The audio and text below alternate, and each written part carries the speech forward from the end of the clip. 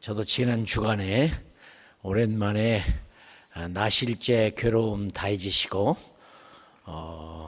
하늘 아래 근무엇이 높다 하리요 그 은혜는 가히 없어라고 하는 우리 어머님 노래들 다 아시죠? 그걸 한번 가만히 부르면서 많이 울었습니다.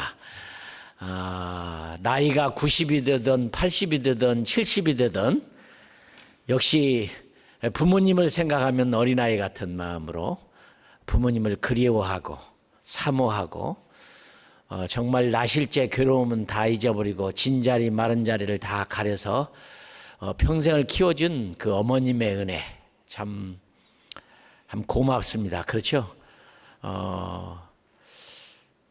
효도 한번 제대로 못 해보고 그죠?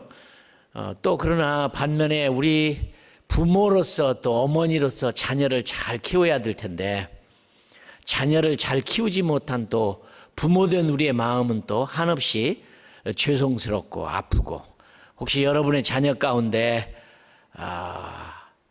그저 초등학교, 중학교, 고등학교는 엄마 따라서 교회를 다니다가 대학 딱 들어가면서 교회를 떠나버린 자녀들이 많이 있더라고요. 아마 여러분 가운데도 그런 자녀가 있는지 모르겠습니다. 마음이 아프시죠? 제가 그 필라델피아 를 집회를 갔다 오다가 비행기를 탔는데 비행기에 탄 분들이 전부 다 보니까 또 어머니들인데 보통 나이가 한 70, 80을 되신 분들만 비행기에 가득 탔더라고요. 아니 내가 무슨 이 노인 우대하는 비행기를 탄 것도 아닌데 이 비행기에 이렇게 전세 비행기처럼 마치 모두가 다 할머니들만 많이 탔나 싶어서 제 옆에 앉아 계신 이제 미국 할머니인데 물어봤어요. 왜 이렇게 이 비행기에 나이가 드신 어머님들이 많이 탔느냐 하니까 그때가 부활절이었습니다. 근데 아이들을 다 키워놓고 그 아이들이 대학을 졸업한 다음에 직장을 캘리포니아에서 많이 갖고 있더라고요. 태어나기는 필라델피아에서 동부에서 태어났는데 그 아들들을 만나러 간다고 그래요. 그래서 제가 그 할머니에게 전도를 하면서 예수 믿느냐고 하니까 예수를 믿는 분이더라고요. 아주 믿음이 좋으신 분이에요. 근데 막내 아들을 찾아서 캘리포니아를 오겠는데 막내 아들이 예수를 믿습니까? 그랬더니 아주 심각하게 슬픈 표정으로 문제가 거기에 있는데 막내 아들이 어릴 때는 교회를 잘 나갔는데 이제는 교회를 안 다닌다. 참 마음이 아프다. 참 안타까워요.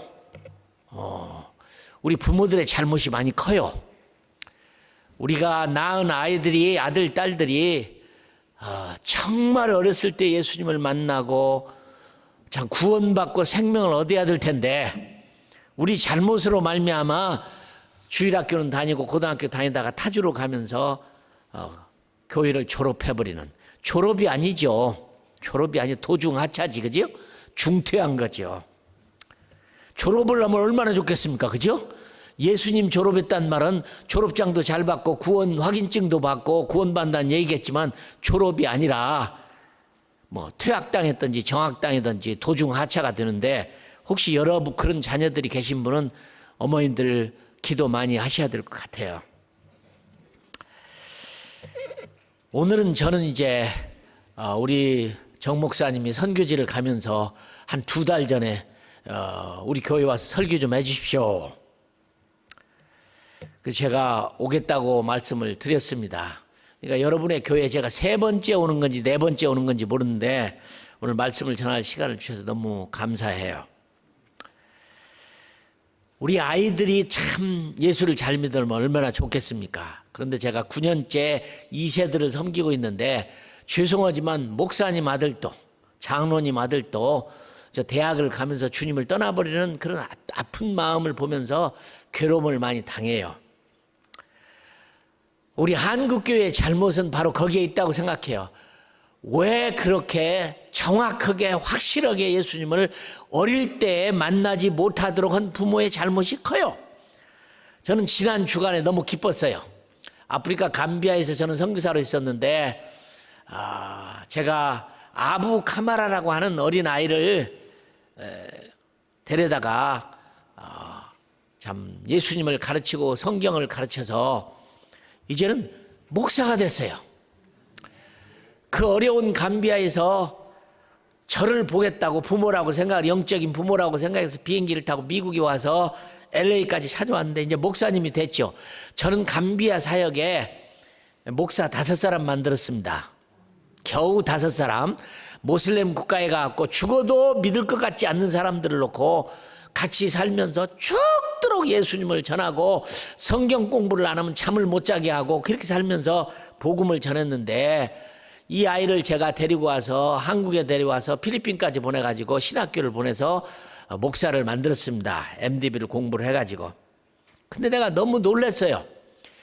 와가지고 저하고 일주일 동안 같이 있는 동안에 얼마나 멋있게 성장을 했는지, 한 목사가, 나는 이 아이가 제대로 커서 잘 될 것인지 못 될 것인지 몰랐는데 이 아이가 교회를 45개를 개척했어요. 45개를 개척했어요. 물론 저는 이 4명의 제가 키운 목사들에게 다 생활비도 지불을 합니다. 여러분 잘못 생각하면 자립하는 교회를 세워서 혼자 살지 왜 생활비를 받아야 되느냐. 아프리카는 달라요. 가난에는 3종류의 가난이 있습니다. 여러분, 청빈이라는 가난은 스스로가 부자지만 가난하게 사는 걸 청빈이라고 그래요. 부자지만 가난하게 살면서 남을 다 도와주는, 그리고 청빈이라고 그래요. 그 다음에 탁빈이라는 게 있어요. 탁빈이란 말은 나라 임금도 해결을 못 해준다고 하는 게 탁빈이라는 가난입니다. 그건 무슨 가난이냐? 게을러 빠지고 기회를 주고 소망도 없고 희망도 없고 에너지도 없고 도무지 먹고 살려고 노력하지 않는 이 가난, 그건 탁빈이라고, 나라 임금도 해결을 못하고 그건 죄입니다. 이건 죄예요. 가난하게 사는 게 좋은 게 아니라 죄야. 그러나 아프리카의 가난은 탁빈이 아니에요. 적빈이야. 적빈이란 말은 무슨 말이냐면 아무리 노력을 해도 살 길이 없어요. 죽도록 괭이를 잡고 24시간 땅을 파고 별짓 다 해도 못 먹고 사는 거. 아프리카는 적빈입니다. 아무리 노력을 해도 안 돼요. 우리 한국은 네비우스의 3자 원칙에 의해서 자전하고 자립으로 복음 전하고 그다음에 자립하고 그다음에 자전하고 하는 3가지의 교회가 스스로 전도하고 스스로 교회 살림을 하고 스스로 교회 통치를 하는 것을 말하고 있지만 아프리카는 그럴 수가 없어요. 그런데 제가 이 키운 이 목사가 우리에게 돈 얘기하지 말라고, 돈 준다고 하면 사람 타락하니까 돈 얘기하지 말라고. 얼마나 고마운지 몰라요. 얼마나 고마운지 몰라요. 놀랐어요. 45개 교회를 개척했는데. 그래서 내가 물었어요. 너 어떻게 예수를 믿게 됐느냐? 이슬람 집안에 태어나서 무슬림인데 이렇게 교육을 받았대요. 아프리카는요, 자녀 교육을 어떻게 시키는가 들어보세요. 아이가 걷기 시작하면 코란 학교에 보내요. 코란 학교에 보내서 종이가 없는 나라고 전기가 없으니까 모닥불을 피워놓고 나무 판자에다가 숯검장으로 만든 잉크를 가지고 코란을 써가지고 밤새껏 암송하게 만들어요. 여러분의 자녀들 성경 암송 시켜봤어요? 성경 암송 안 하면 밥 안 준다. 성경 암송 안 하면 너 용돈 안 준다. 성경 암송 안 하면 학교 안 보내준다. 그렇게 하고 성경 암송 시켜봤어요? 그들은 판자에다 쓴 걸 밤새껏 무슨 말인지도 모르면 아랍말로 된 코란을 그렇게 암송해요. 그 다음에 손바닥에다가 코란을 써서 핥아먹게 만들어요. 여러분의 자녀들 성경 손바닥에다 성경 구절을 써놓고 핥아먹게 만들어 봤어요? 빵에다가 성경 구절을 써갖고 맛있는 빵이라고 먹게 해봤어요? 유대인들은 자녀를 그렇게 시켰어요.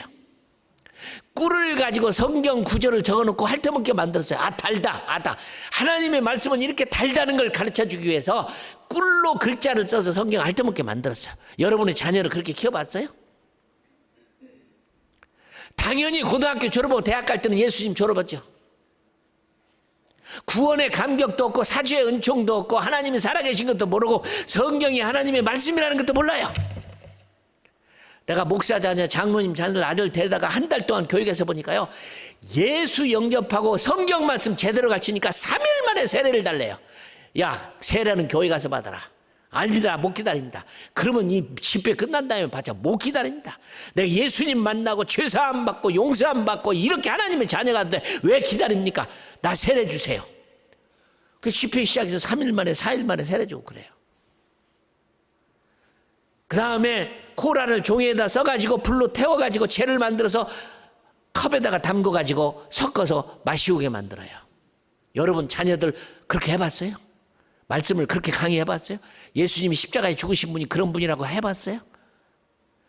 그런데 이 아이가 부모가 부인을 셋씩 두고 두들겨 패고 그런 장면을 보면서 이슬람은 진짜 종교가 아니다. 언젠가 진짜 진리를 만나겠지. 어린 마음에 그걸 기다려오다가 저를 만났어. 자동차를 타고 만났어. 내가 6분도 전도를 안 했는데 예수님 믿겠다고 해서 자동차 예수 믿고 목사까지 됐어요. 하나님의 말씀은 위력이 있어요. 파워가 있어요. 우리 한국교회가 죽어가요. 미래가 없어요. 선교사가 없어요. 선교직 할 젊은이가 없어요. 하나도 없어요. 여러분은 여느 자녀가 하버드 대학 가고 옥스퍼드를 가고 케임브리지를 가고 예일을 가면 와 출세했다. 얼마 전에 제가 뉴저지주에 있는 안디옥교라는 곳에 집회를 갔어요. 근데 바로 그 옆에가 그 유명한 프린스턴 대학이 있더라고. 하버드보다도 더 좋다고 하는 프린스턴 대학, 실제로는 최고의 대학이라고 하죠. 프린스턴 대학. 그 대학을 갔는데 학교 한번 가자. 내가 학교를 보고 싶어서 간 게 아니라 교수 한 분을 만나보고 싶어서 갔어요. 피터 싱어라는 교수의 책을 내가 옛날에 읽어봤는데 이 사람이 진화 생물학을 가르치는 사람인데 이렇게 가르칩니다. 최고의 대학.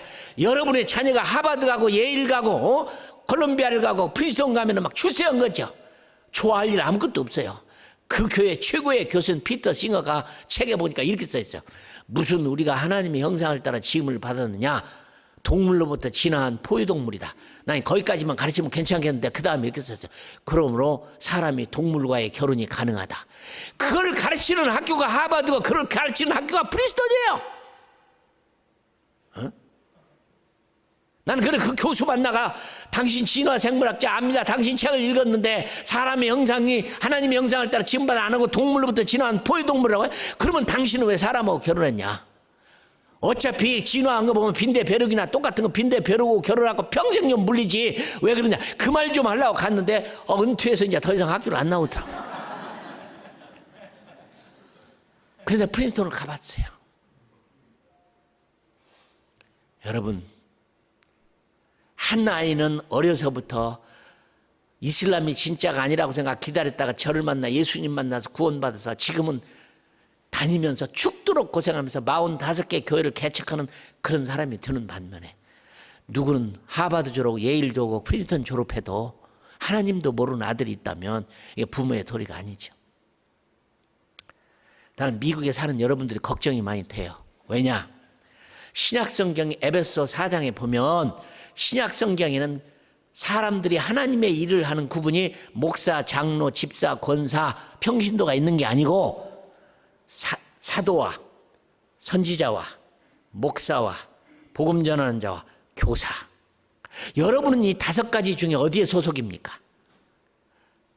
사도는 꿈도 꾸지 않죠. 사도는 없다고 말하죠. 그죠? 사도가 진짜 없는지 있는지는 나도 모르겠어요. 성경에.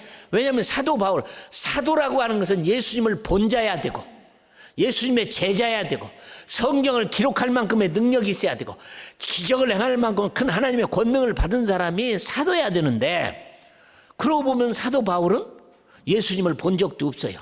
그죠? 그러나 성경은 기록했어요. 그러면 사도의 자격이 없음에도 불구하고 성경에 보니까 나는 사도다 나는 사도다 말 많이 하고 있는데 그래서 우리 신학자들은 사도를 가리켜서 12제자가 진짜 사도고 그의 제자는 속사도라 그랬어요. 속사도. 그러면 속사도의 제자는 뭐라고 불러야 돼요? 속속사도. 속속사도의 제자는 뭐라고 불러야 돼요? 속속속사도. 속속속사도의 제자는 뭐라고 불러요? 속속속속사도. 그래야죠? 그러다 보니 지금쯤에서 사도가 있다면 속속속속속속속속속 얼마나 돼요? 그러다 보니까 없어진 것 같아요. 근데 요즘에 신사도 운동이라는 게 있잖아요. 이게 뭐 이단이라고 얼마나 벼락맞은 소리를 많이 합니까? 뭐 직통 계시를 봤다. 저는 그런 얘기하는 게 아니에요. 그러니까 사도가 없어졌는지 저는 잘 모르겠어요. 그렇지만 속사도 속속사도 하다 보니까 없어진 거 아니겠느냐 하지만 그러나 에베소서에 보면 사도가 있다는 말이죠. 그럼 무슨 말이냐? 그러면 명사로 사용하지 말고 형용사로 사용하단 말이에요. 사도같이 살면 되지 않냐? 사도는 아닐지라도 그럼 여러분 중에 사도같이 사는 분들이 있습니까? 그 다음에 선지자. 바울 시대에도 바울에게 아가보에서 온 선지자가 바울의 혁들을 꺼내서 자기를 꽁꽁 묶고 당신 이번에는 이런 고난을 당하니까 조심하자. 환난과 결박에 당신을 기다렸으면 거기 보니까 선지자가 있어요. 그죠? 근데 선지자가 언제 없었는지는 몰라요. 지금도 선지자가 있느냐 없느냐? 나는 몰라요. 그러나 그 말도 형용사로 사용해서 선지자같이 살아야 되죠. 목사, 유일하게 있는 제목 목사. 그죠? 목사. 그 다음에 복음을 전하는 자, 선생. 여러분 어디 소속입니까? 5가지 중에 하나예요. 사도처럼 살 것이냐, 선지자처럼 살 것이냐, 목사처럼 살 것이냐, 교사처럼 살 것이냐, 복음 전도자로 살 것이냐. 나는 뭐 이제 연세도 들고 나이도 들고 내가 리타이어를 했고 다 그런데 뭐 이제는 뭐 조용히 그냥 그렇게 살다가 그래도 주일 안 빼먹고 주일 성수하고 11조 안 떼먹고 감사한금 내면 됐지 뭐 내가 무슨 뭐 사도처럼 사냐 선지자처럼 사냐 이만큼 해도 된 건데 제가 무서워하는 단어가 2가지가 있다면 하나는 안주라는 단어입니다. 안주라는 단어야. 나이도 먹었으니까 일할 만큼 했으니까 리타이어 했으니까 정부 보조 있겠다. 뭐 나는 은퇴연금 다 받고 있겠다. 이만큼 됐으니까 뭐 이만큼 충성했는데 뭐 은퇴하고 조용히 살지 뭐 이럴 건지. 특별히 미국에 사는데 세계에서 최고로 잘 사는 나라가 미국이라는 여러분 아시죠? 미국이요. 어젯밤에 한국에서 오신 목사님 후배가 있어서 저녁을 내겠다고 해서 저녁을 같이 먹으러 갔는데 이게 이 고기를 무한 리필해주는 집을 갔어요. 무한 리필해주는 집을 갔어. 근데 이 목사님이 고기를 조심스럽게 먹는 거야. 그래서 제가 그랬어. 좀 많이 좀 드시라고. 이건 무한 리필입니다. 아이고, 이 비싼 고기를 어떻게 이렇게 많이 먹어. 아니, 이 집은 많이 먹거나 소 한 마리를 먹거나 조금 먹거나 내는 값은 똑같이가. 이분이 놀래가지고 아니 그런 일이 세상에 있어요. 미국이니까 드세요. 그랬더니 막 소고기를 막 얼마를 갖다가 막 드시는지 그냥 막 배가 터지도록 드시더라고. 한국에서는 있을 수가 없는 얘기. 전 세계에서 소고기를 무한 리필하는 데가 미국 빼놓고 어디 있어요? 이렇게 잘 사는 미국에 사는 여러분이 가장 무서운 게 있다면 안주야, 번영이야. 난 여러분이 그런 분이 없기를 바라요. 어머니 주일에 사도는 사도처럼 살고 선지자는 선지자처럼 살고 목사는 목사처럼 살고 복음 전하는 자는 복음 전하는 자로 교사는 교사대로 뭔가 주를 위해서 일하고 해야지. 저는 서울 온누리교회 가서 하영주 목사님 오랜 친분이 있어서 목사님이 이재원 선교사님 우리 교회에 와서 선교훈련센터를 세웠는데 가르칠 사람이 없는데 와서 좀 도와주세요. 그래서 그분이 하도 사정을 해서 한국 가서 제가 온누리교회 훈련 원장으로 5년 동안 있었어요. 근데 거기 있는 동안에 온누리교회에서 장로님들 은퇴식이 있었습니다. 얼마나 큰 교회냐. 온누리교회가 큰 교회니까 장로님들이 은퇴하는데 한꺼번에 70명이 은퇴야. 7명이 은퇴하는 것도 아니고 17명이 은퇴하는 것도 아니고 70명이 한꺼번에 은퇴를 하는데 그날을 갔더니 막 굉장히 온 식구 손자들까지 막 몽땅 다 우리 할아버지 우리 아버님 우리 그냥 장로 그동안 죽도록 충성하다 은퇴하는 날에다가 꽃다발에다가 막 선물에다 막 다 달고 그날 잔치예요. 저도 그날 갔는데 틀림없이 그럴 것 같아요. 하영주 목사님이 여러분 장로님들 수고하셨습니다. 평생에 번 돈 11조 감사한금 많이 하고 살림을 다 바친 분도 계시고 재산을 다 바친 분도 계시고 선교사로 가시고 죽도록 충성한 여러분들 틀림없이 여러분 당차 하나님 나라에 가면 생명의 면류관 영광의 면류관이 기다리고 있을 것입니다. 축하합니다. 그렇게 추운 겨울에도 자동차 정리하시고 주보 나눠주고 봉사하고 청소하고 변소 청소하고 집안일 하신 여러분 하나님이 상이 클 겁니다. 난 그렇게 설교하실 줄 알았어요. 그날 하영주 목사님 타고 올라오더니 장로님들 은퇴가 뭡니까? 성경 어디에 은퇴가 있습니까?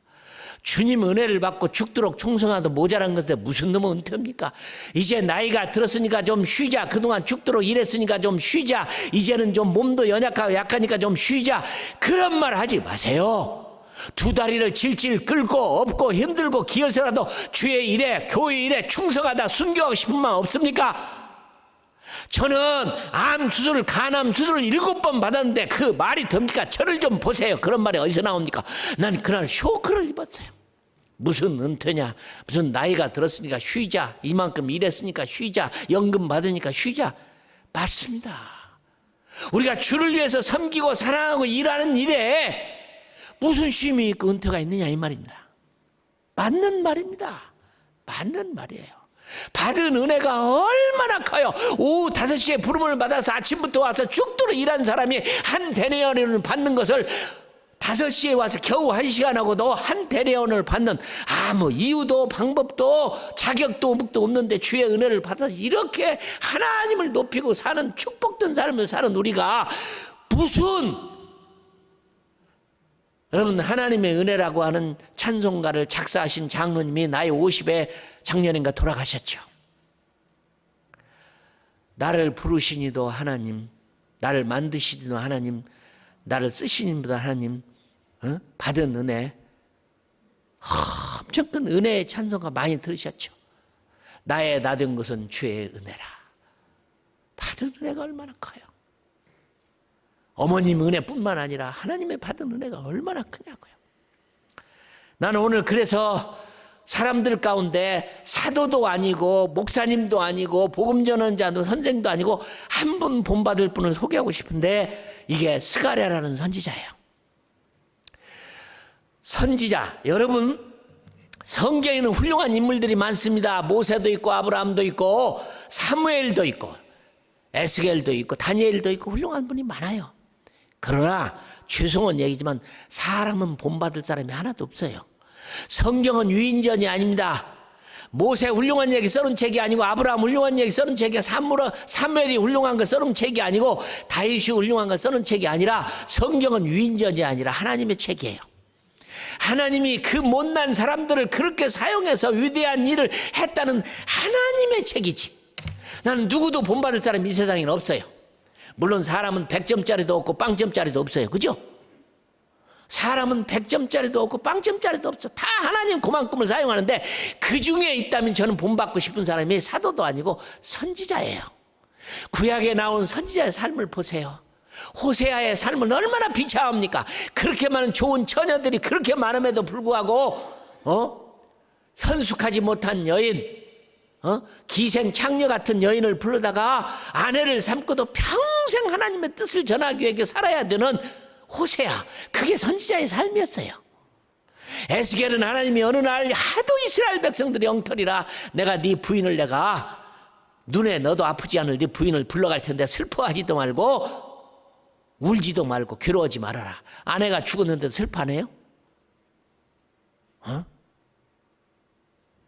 그게 선지자의 삶이었어요. 감옥에 가고 돌에 맞아 죽기도 하고 고통당하고 힘들고 진리를 말한 것 때문에 고민을 고통을 당한 게 선지자의 삶이에요. 선지자의 삶은 인간적으로 보면 불행하고 어리석고 미련하고 그래요. 그런데도 불구하고 저는 오늘 드리고 싶은 말씀에 찬송가에 오래된 선지자 꿈꾸는 복이라는 게 있어요. 그죠? 오래된 선지자 꿈꾸는 복. 멋있는 사람이 선지자들이에요. 예수님도 선지자의 글을 이루기 위해서 돌아가셨어요. 선지자의 글로 말미암아 선지자의 말을 이루려고. 예수님이 나귀를 타고 예루살렘에 입성하는 장면을 말한 선지자가 스가랴 선지자예요. 겸손하여서 어른 동키를 탄 게 아니라 어린 나귀를 타고 입성했다는 얘기를 미리 알고 선지자의 진리를 말한 선지자가 스가랴 선지자인데 이 스가랴 선지자가 우리에게 얼마나 큰 용기를 주는지 몰라요. 기쁨을 주는지 몰라요. 이 스가랴 선지자 보면 언젠가 하나님이 휘파람을 부실 거라는 거예요. 얼마나 큰 소망인지 몰라요. 하나님도 휘파람을 부르실까? 저는 여러분 대면 아니면은 여러분이 보니까 대가 보니까 굉장히 거룩하신 것 같아갖고 못 오는데 내가 부흥 집회를 가면 한번 휘파람 한번 불어보자 하면 휘파람을 싹 불고 싶어요. 하나님도 휘파람을 부르실까? 그 제가 성경이 혹시 번역이 잘못됐나 싶어서 히브리어 성경을 찾아봤어요. 여기 하나님의 휘파람을 분다고 우리말에 번역을 해서 영어 성경도 찾아보고 성경을 다 찾아보니까 어떤 성경은 휘파람을 분다고 어떤 성경은 신호를 보낸다고 말하고, 그래서 히브리어 성경을 보니까 뭐라는 뜻이냐면 신호를 보낸다 그런 뜻이에요. 근데 이 말을 휘파람을 분다 하는 말로 번역도 돼요. 그래서 NASB라는 성경은 휘파람을 분다고, 우리말 성경도 휘파람을 분다고 하고 있는데 어떤 성경은 또 신호를 보낸다 그렇게 성경되세요. 난 너무 깊어요. 휘파람은 어느 때 불까요? 기분 좋을 때 부시죠, 그죠? 택시를 부를 때도 휘파람을 확 불면 택시가 오고, 어떤 남자가 멋있는 이쁜 여자를 보면 휘파람을 탁 불어서 유혹도 하고, 그죠? 휘파람이라는 게 아무나 부는 게 아니야. 아니라 다를까 얼마 전에 우리 집 수도관이 터져가지고 난리가 나서 전문가를 불렀더니 그분이 와서 일을 잘해줘서 너무너무 고마워서 기쁘다고 성경 얘기를 했더니 그 사람이 배관공이긴 하지만 복음을 전하는 설교하는 설교자더라고요. 다음 주일에 내가 사도행전 13장을 설교합니다. 그러면서 너무 기분이 좋았고 내가 막 예수님 얘기하고 나눴더니 휘바람을 막 부시는 거예요. 어이구, 당신 말씀이 내가 설교하려고 스가랴서 10장 8절에 보니까 하나님이 휘바람을 불었다고 하니까 더 신나게 불면서 구원의 감격에 휘바람을 막 불더라고요. 하나님도 휘바람을 불 날이 있어요. 근데 어느 때 부느냐? 스가랴가 오늘 말하는 거 보면 이스라엘 백성들은 죽도록 두들겨 맞은 백성입니다. 조금만 잘해주면 죄를 짓고, 조금만 잘해주면 죄를 짓고, 조금만 죄를 짓고, 죄를 지면 죄를 짓고 하는데, 나는 구약 성경을 읽으면서 너무 기뻐요. 이스라엘 백성들은 하나님이 괴롭히는 백성이야. 괴롭혀야만 살아나요. 인간이라고 하는 것은 좀 더 눕자, 좀 더 쉬자, 좀 더 안전하자 그러면 망해요. 그래서 제가 제일 무서운 단어가 안주라는 거예요. 그 다음에 번영이라는 거예요. 조금만 잘 살면, 조금만 안주하면 사람은 죽어요. 그런데 미국이 가장 무서운 곳이라고 생각이 드는 거예요. 이렇게 좋은 나라에서 새끼 밥 걱정 안 하고 이렇게 사는 거. 물론 여러분들 중에는 고생하고 힘들고 어려운 분도 많이 있겠죠. 이스라엘 백성들은 역사를 봐요. 아브라함으로부터 시작해서 얼마나 많은 고난과 고통과 전쟁과 애굽 땅에서 430년 동안의 종살이를 안 했나, 광야에서 40년 동안 집안채를 지치 못하고 하늘에서 내리는 만나와 메뚜기 이런 걸 먹고 살면서 고통을 당했나, 바벨론의 포를 당해서 70년 동안 고난을 안 당했는가. 이스라엘은 작은 나라를 수 없는 주위에 있는 국가가 전쟁을 이렇게 괴롭히고 큰 그림으로 봤더니 이스라엘은요 평안하면 망하는 거야. 어쩌면 솔로몬 시대가 그렇게 평화스러웠는지 모르죠. 아니더라고요. 솔로몬의 아들이 르호보암이 왕이 됐을 때 성경에 보니까 노인들이 와서 너희 아버지 솔로몬 시절에 우리가 얼마나 궁전을 짓고 성전을 짓고 얼마나 힘들었는데 넌 어떻게 우리를 통치할 거냐 보니까 솔로몬 시절에도 어려움 당하고 살았어요. 이게 복이었어. 이스라엘이 2000년 동안 나라를 잃어버려서 전 세계 디아스파로 흩어져 버리고 히틀러한테 자기의 동족이 600만이 가스실에서 600만 명이 죽었을 때 유대인조차도 안 믿었어요. 사람이 그럴 수가 있느냐. 그렇게 고난당했던 이스라엘 백성, 그래도 끝까지 오늘날까지 그 신앙을 지키고 온 사람들이 유대인이에요.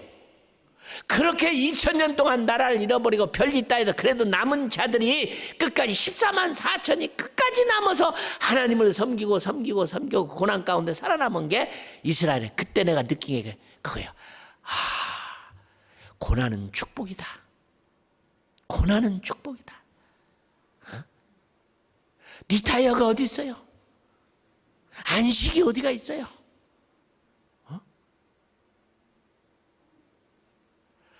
하나님이 주시는 오중사역의 사도처럼 산다는 게 사도가 어떻게 살았어요?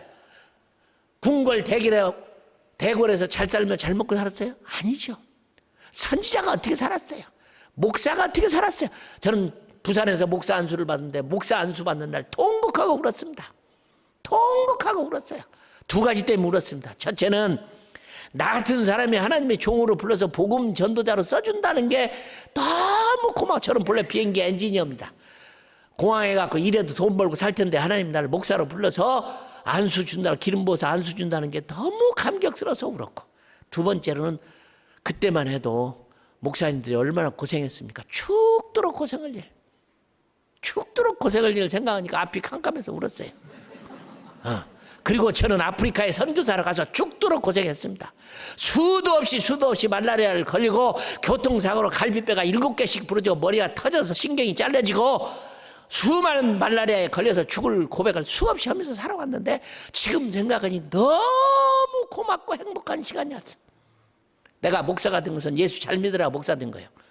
목사니까 성경도 더 읽어야 되고, 목사니까 기도도 더 많이 해야 되고, 목사니까 금식도 더 많이 해야 되고, 목사니까 복음도 더 잘 전해야 되고. 저는 오후 5시에 부름받아서 아무 자격도 없는데 한 달란트를 받은 사람이니까 그 은혜가 너무 커요. 그런 이스라엘 백성들에게 미래에 대한 예언이 오늘 주어졌는데, 이게 선지자예요. 이 선지자 스가랴가 하나님이 휘파람 불 때가 있을 것이다. 언제 휘파람을 부느냐? 사인을 보낼 때가 있다. 무슨 사인을 보낼 것이냐? 기가 막혀. 전 세계에 흩어졌던 이스라엘 백성들이 예루살렘으로 다 돌아올 것이다. 예루살렘 성 안에는 많은 노인들이 행복하게 비록 지팡이를 짚고 다니지만 행복해서 살고 어린 아이들과 다 함께 어울려 사는 진짜 평화의 도시 예루살렘이 만들어질 거다.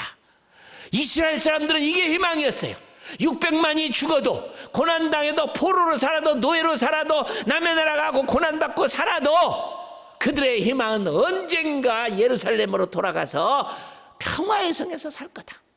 그 다음에 남녀들은, 남자나 여자나 좋은 곡식을 먹고 얼굴이 잘생기고 그냥 뛰어나고 스마트하고 젠틀해질 것이고, 처녀들이 포도주를 마시고 그렇게 이쁘게 그냥 잘 가꿔지는 청춘 남녀들이 드는 그런 시대가 올 거다. 얼마나 멋있어요.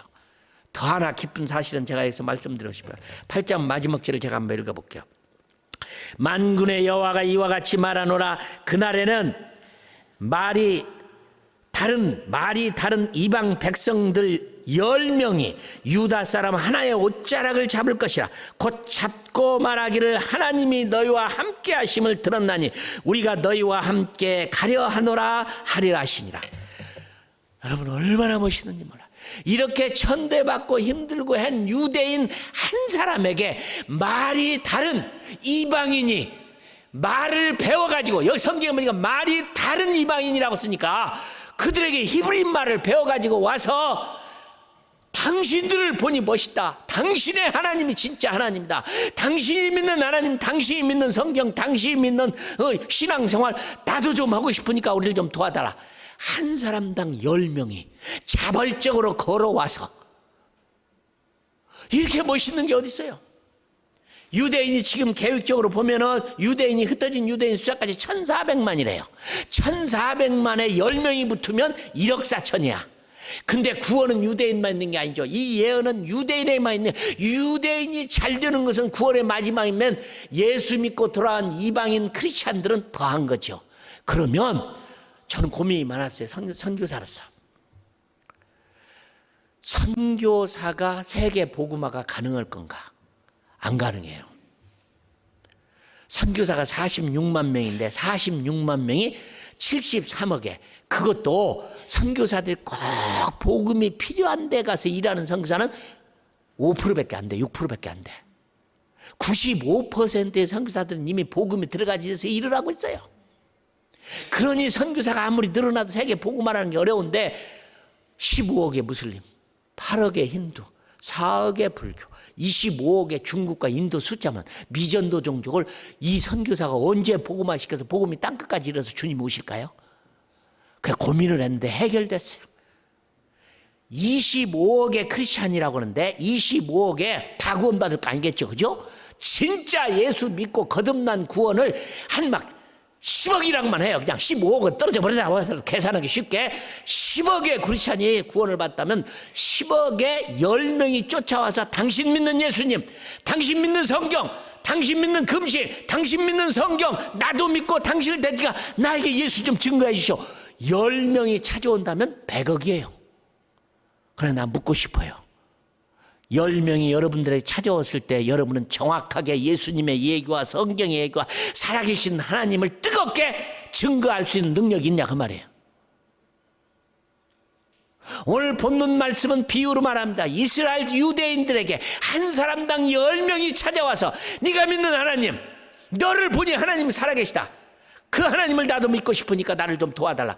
이런 때가 오리라고 스가랴가 예언하는, 이게 바로 하나님의 휘파람 소리예요. 하나님의 휘파람 소리는 휘파람만 있는 게 아니요, 시그널을 보낼 때 성경은 보면 뭐라고 했느냐. 계시록에 보면 7인을 떼고 7 대접을 쏟고 7 나팔을 불 때 우리 주님 오시는 거야. 아멘.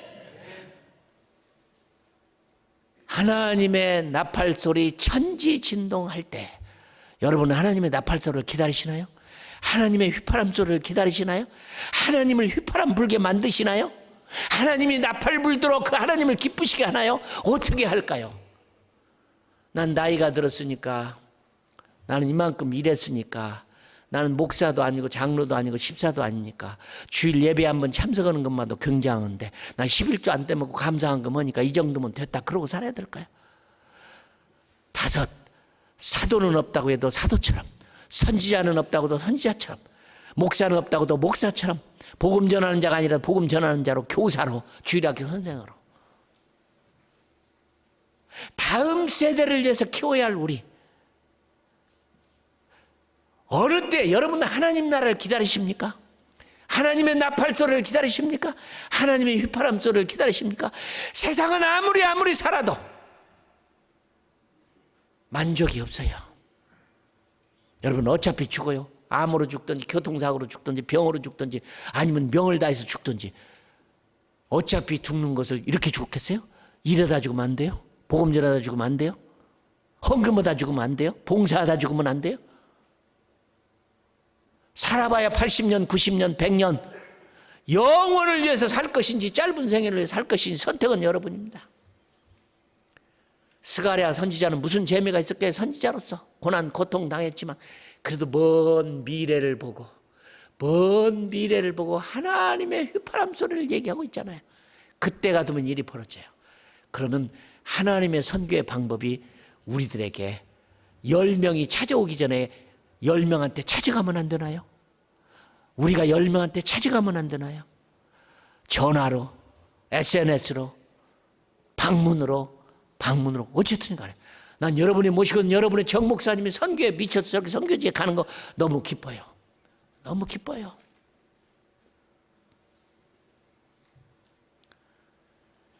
여러분 죄송하지만 제 나이도 70입니다. 제가 쉬지를 않습니다. 저녁이면 그냥 지금 농사일도 해요.